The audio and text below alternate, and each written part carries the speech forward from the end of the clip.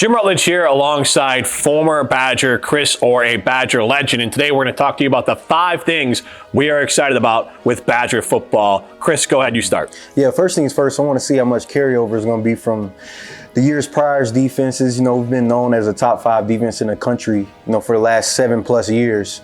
I want to see how that translates, how Mike Tressel's defense translates to the Big Ten, running a 3-3-5. It's going to be a different look.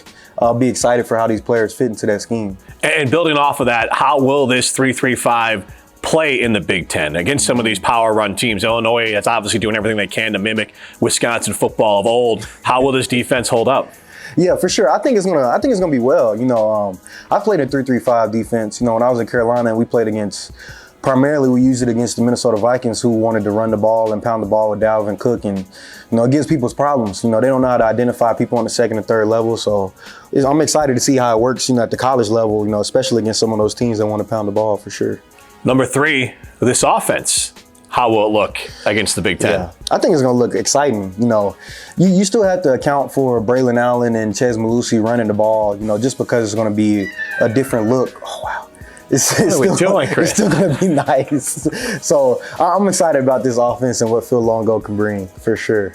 And we'll go with number 2 on this one, Chris. Braylon Allen, you talked about him. Tanner Mordecai. Yeah. There's a lot of players on this team that are either going to be new to the system or new to the team.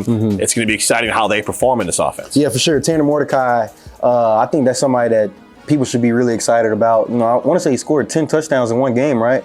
Granted, as at SMU. I heard it was 100. Yeah. at SMU, so it's going to be exciting to see how he steps up to the challenge of the Big Ten.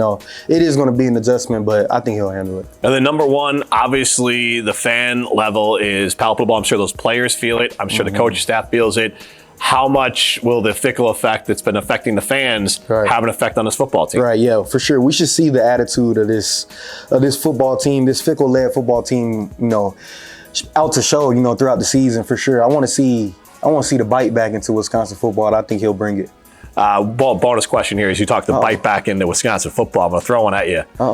Jim Leonard with Illinois, the Badgers play Illinois. Yeah. There's got to be some extra bite and juice in that game, especially since that Illinois team ended Paul Chryst' run with Wisconsin. Yeah, for sure. I think there's going to be some bite, from both sides, to be honest. Coach Bielema, Coach Leonard, they definitely feel some type of way about not being, still at the University of Wisconsin. And then from the players, they might feel slighted or whatever the case is. So that's going to probably be one of the more exciting games of the year. And I got one more bonus for you. Do you think it was accidental or on purpose that Luke Fickell left out Gary Anderson when he listed the coaches?